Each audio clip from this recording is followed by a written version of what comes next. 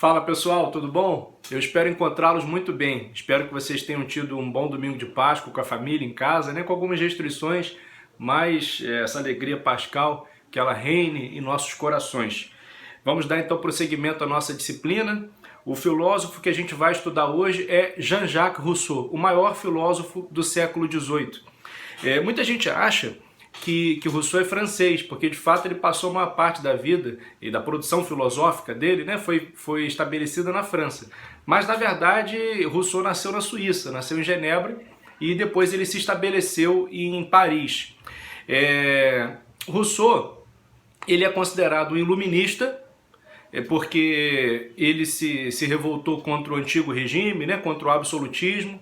Ele pregava a igualdade, ele compartilhava de alguns valores iluministas, inclusive a filosofia dele de alguma maneira influenciou a Revolução Francesa, a ponto do poeta alemão Heine dizer que Rousseau era na verdade a grande mente revolucionária da qual Robespierre foi só o braço executor. Só que Rousseau ele era um iluminista um pouco diferente dos outros, a gente vai ver isso durante a aula. Ele chegou em Paris e ele era um músico, então ele queria seguir a carreira de músico. Só que ele era um músico de segunda classe, ele nunca teve muito sucesso nessa carreira dele de músico. E até que em 1750 caiu na mão dele um panfleto que era da Academia de Dijon. A Academia de Dijon estava promovendo uma espécie de um concurso de redação, alguma coisa assim. E ele resolveu concorrer.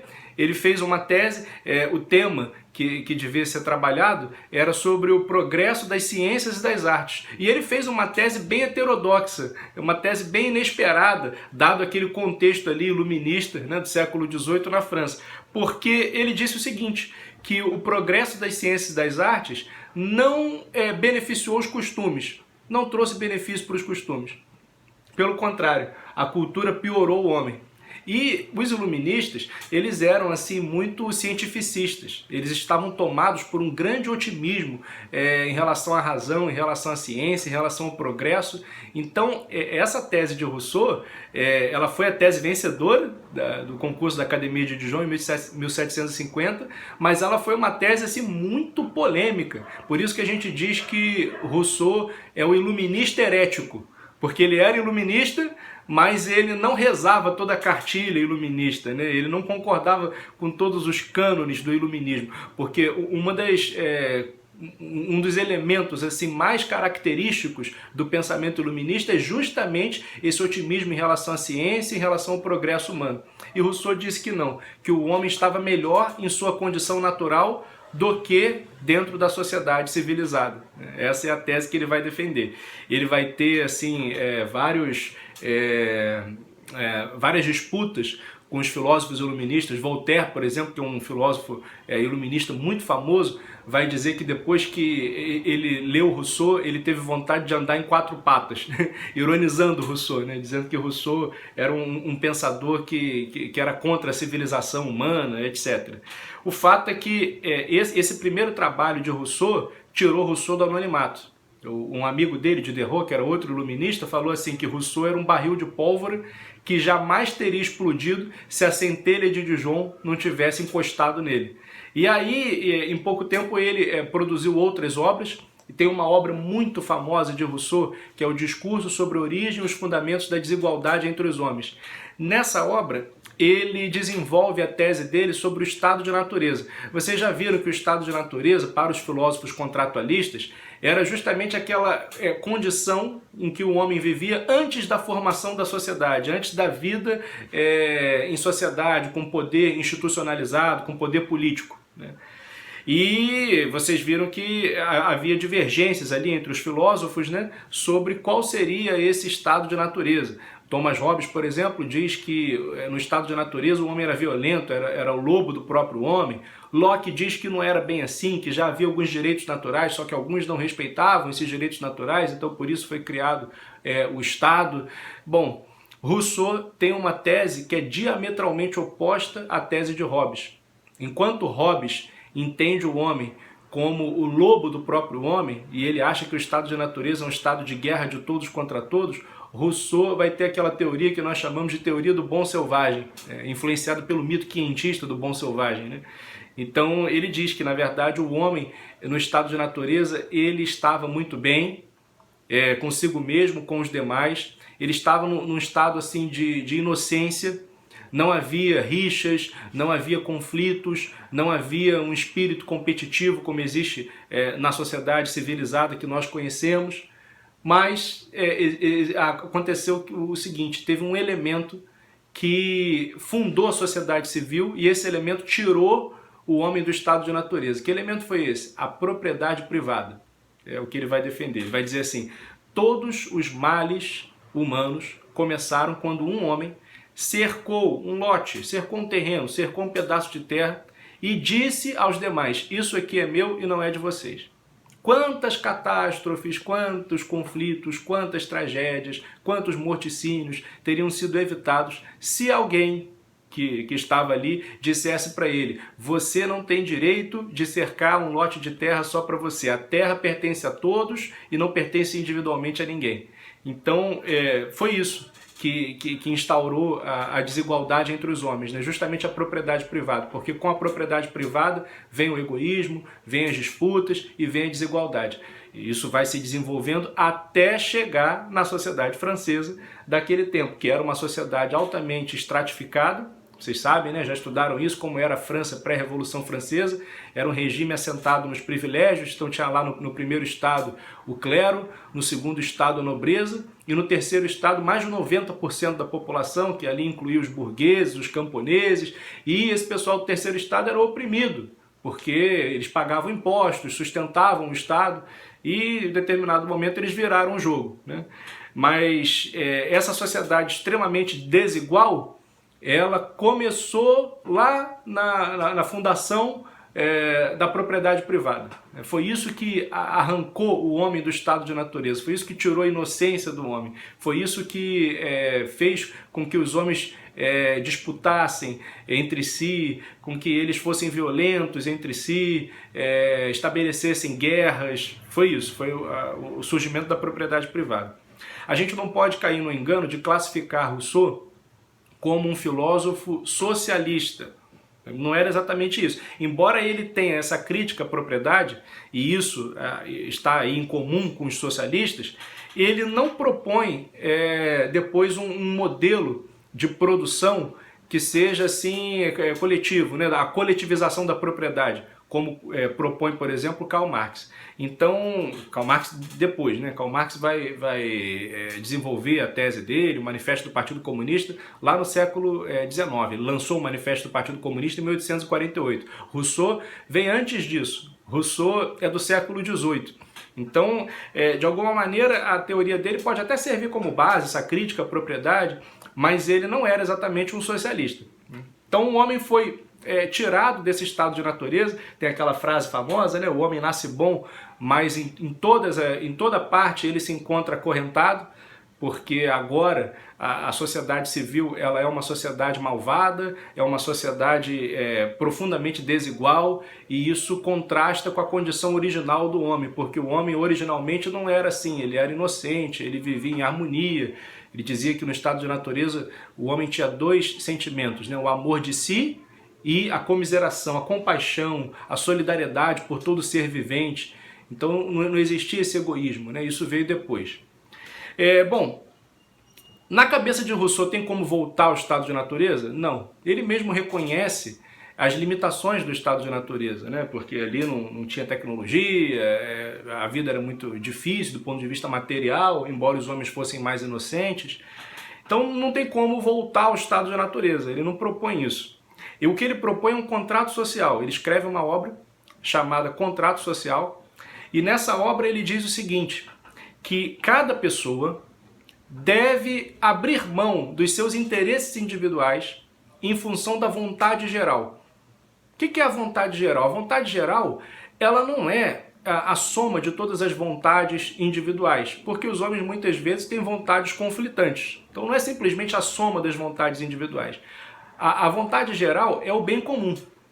Então os homens têm que ter essa maturidade de fazer um novo contrato social, fundar uma nova sociedade, em que eles abram mão dos seus interesses individuais, tudo aquilo que for particular, em função do coletivo, em função do bem comum. E Rousseau tem esse termo, né? Vontade geral. A vontade geral é que deve guiar a condução da sociedade, né?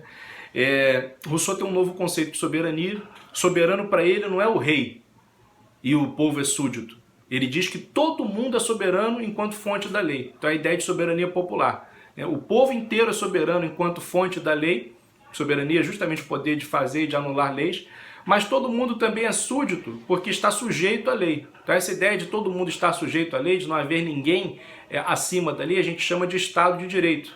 Essa é mais uma coisa que vem ali com a Revolução Francesa. Então, uma pergunta que pode, de repente, brotar quando a gente lê o contrato social é o seguinte: de que forma que Rousseau acha que as pessoas vão conseguir abrir mão dos seus interesses individuais, dos seus interesses egoístas? Aí é que está. Rousseau propõe a educação como caminho para se alcançar essa nova sociedade, esse novo contrato social. Então, assim, Rousseau é considerado o pai da pedagogia moderna. Ele escreve uma obra muito famosa, o Emílio, Itinerário Pedagógico. E, assim, existem várias vertentes na pedagogia, né? Vários modelos de educação. Quem aí se aventurar a fazer pedagogia, ou quiser ser professor depois, fazer faculdade, com certeza vai estudar isso assim de maneira mais esmiuçada. Existe, por exemplo, o ideal de educação católica. Como que é a educação católica? Qual é a ideia, qual é o objetivo principal da educação católica? A educação católica entende o conhecimento, o desenvolvimento da educação como um caminho para preparar o intelecto para receber a revelação divina. É o famoso credo ut intelligam, intelligo ut credam, né? Eu creio para entender e entendo para crer. A própria filosofia, ela é entendida como um caminho para a teologia, uma serva da teologia, uma ciência propedêutica à teologia, porque a ciência mãe é a teologia. Então, a função da educação católica é preparar o intelecto para a revelação, para as verdades mais excelsas, as verdades divinas. Se você tem, por exemplo, outra corrente, que é o pragmatismo, lá, John Dewey, por exemplo, que diz que a educação, o principal objetivo dela é formar para o mercado de trabalho, então dar esse conhecimento técnico para o mercado de trabalho. Rousseau inaugura uma nova concepção de educação, que é a ideia de educação cidadã. A ideia de que o Estado deve educar o indivíduo para as virtudes cívicas. O principal objetivo, o principal mote da educação é justamente gerar cidadania. E isso se revela nos séculos posteriores como um poderoso instrumento de engenharia social. A educação, quando o Estado gerencia a educação para os seus objetivos, né, para as virtudes que ele pretende que o cidadão desenvolva. Então, desde cedo ele vai formando o indivíduo para ser membro daquela sociedade. Rousseau é como que o pai disso, né? Ele tem essa ideia de educação. Então a educação não compete à igreja, a educação não compete à família, a educação compete antes de tudo ao Estado. O principal objetivo dela é formar justamente o indivíduo para esses ideais de cidadania. Então vai sufocar no berço todo egoísmo, todo sentimento que a sociedade acaba injetando nesse indivíduo, né? Sentimento de egoísmo, de espírito de disputa, né? Isso tudo vai sendo sufocado para nascer esse novo cidadão. Então a educação tem que ser esse instrumento. Um outro aspecto importante do pensamento de Rousseau é a visão que ele tem sobre a religião. Ele tem uma frase muito famosa que ele diz assim: quantos homens entre mim e Deus? Ele não era ateu, mas ele era anticlerical, ele era contra a religião institucionalizada, principalmente o catolicismo. Vocês vão ver que na Revolução Francesa, já estudaram isso em história, né?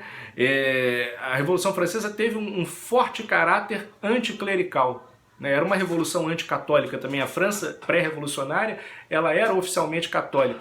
E Rousseau tem essa implicância com a religião institucionalizada. Ele diz assim, isso está lá na Profissão de Fé do vigário Saboiano, está no capítulo 4 do Emílio. Ele diz assim que deve haver uma religião do homem e uma religião do cidadão. Essa religião do homem, ela vai preservar só dois dogmas: a existência de Deus, que é a explicação para o mundo, né? e a imortalidade da alma, porque a imortalidade da alma ela alimenta em nós o desejo e a esperança de que o bem prevaleça sobre o mal. Então, só esses dois dogmas. Todos os outros dogmas devem ser descartados, porque eles são frutos de um mundo obscurantista. Então, são contra a lógica, são contra a razão, a ideia da ressurreição de Jesus, por exemplo. Então, isso tudo fica descartado. A gente vai manter da religião só a crença na existência de Deus e a crença na imortalidade da alma. Então, ele tolera uma religião natural, assim, que os homens se relacionem diretamente com Deus. E, além dessa religião do homem, teria a religião do cidadão. O que seria a religião do cidadão? O próprio Estado e o Estado soberano iria desenvolver um culto às virtudes cívicas, né? Sentimentos de sociabilidade. Então, onde estavam lá os dogmas, no lugar onde estavam os dogmas antigos da religião, a gente vai colocar os dogmas civis, né? Os sentimentos que se espera por um cidadão, para que ele viva bem em sociedade. Então ele defende, na verdade, um caráter religioso para o Estado, né? O Estado ele vai controlar os sentimentos religiosos da população, ele vai insuflar, desenvolver através da educação esses sentimentos religiosos, mas é uma religião assim destituída de transcendência, né? Seria uma religião simplesmente cívica. É essa a ideia dele. E Giovanni Reale, por exemplo, que é um filósofo contemporâneo nosso, morreu há uns 2, 3 anos, filósofo italiano, diz que por isso Rousseau ele acaba sendo um pai remoto dos totalitarismos. Porque o que é o totalitarismo? É quando o Estado domina inteiramente a vida pública e a vida privada. Então, quando ele defende a supressão ou a diminuição de poder da família e da igreja, por exemplo, então essas são instituições que tradicionalmente apresentam assim, uma fonte de autoridade que é diferente da autoridade do poder centralizado, né? A família, a igreja, e às vezes até podem se tornar rivais do poder do Estado, do poder centralizado. Quando ele diminui a importância, né, diz que a educação vai ficar para o Estado, e o próprio desenvolvimento dos costumes, que sempre foi uma coisa ligada à religião, né, a religião acaba desenvolvendo, formando os costumes através dos seus mandamentos. Ele diz que é o Estado que vai desenvolver isso, então ele está tirando também o papel da religião, da família e da religião. Então essas instituições que acabam competindo com o poder do Estado, elas ficam então diminuídas, né, vão para escanteio, e fica só esse poder centralizado do Estado. Então por isso que o Giovanni Reale diz que Rousseau, através dessa ideia dele de uma nova educação gerida pelo Estado e novos costumes desenvolvidos pelo Estado, ele acaba desenvolvendo as bases, não que ele tenha pensado isso exatamente, mas ele acaba desenvolvendo as bases para depois a gente ter o fenômeno que a gente experienciou muito isso no século XX, né, do totalitarismo. Rousseau falava assim, e ele era especialmente crítico ao cristianismo, ao catolicismo. Ele dizia assim que toda religião deve ser tolerada, desde que não contrarie os valores cívicos, os valores da sociedade, os valores do Estado. Se alguém disser fora da igreja não há salvação, então tem que ser eliminado. E esse fora da igreja não há salvação é um dogma católico, né? Vem lá de Santo Irineu, extra ecclesia nulla salus. Então se alguém disser que só existe uma instituição que é portadora da verdade, que ela tem a verdade sobre Deus, sobre o mundo, sobre o homem, isso não vale. A religião só pode ser tolerada como uma relação do indivíduo com Deus, e no aspecto social da religião, quem vai gerir isso é o Estado, né? No desenvolvimento dos costumes, das virtudes, para se viver em sociedade, isso aí vai ficar, na verdade, sob a responsabilidade do Estado. Então, aí a gente vê também, de alguma maneira, como essas ideias influenciam, né, a Revolução Francesa, que teve um caráter fortemente anticlerical, anticatólico, a ideia de criar uma sociedade laica, de reduzir a religião, né, ao âmbito privado, minando então a sua influência pública. Tudo isso fez parte do espírito da Revolução de 1789. E isso tem aí, com certeza, uma influência de Rousseau, de Voltaire, dos demais iluministas. Então, gente, é basicamente isso que eu queria deixar para vocês. Óbvio, eu tentei resumir, né, o conteúdo de Rousseau. Ele é um filósofo muito importante é o filósofo mais importante do século XVIII, ele influencia diretamente a Revolução de 1789, a Revolução Francesa, e então ele tem um impacto muito grande também, não só na Revolução Francesa, mas em toda a configuração do mundo depois disso, né? Lá no século XIX, no século XX, em alguns dilemas atuais que nós temos, a questão da soberania, discussão sobre soberania, sobre representatividade, as próprias discussões sobre educação. Rousseau é o pai da pedagogia moderna. Essa ideia antropológica de Rousseau, né, do homem ser inocente, de ser corrompido pela sociedade, isso tudo tem um impacto profundo na cultura e em demais áreas do pensamento. Então Rousseau é um filósofo realmente muito importante. Eu queria que vocês escutassem então com bastante atenção essa aula. Se for necessário, revejam essa aula outras vezes, façam anotações, e eu vou deixar também alguns exercícios da apostila para vocês praticarem. Beleza, galera? Grande abraço!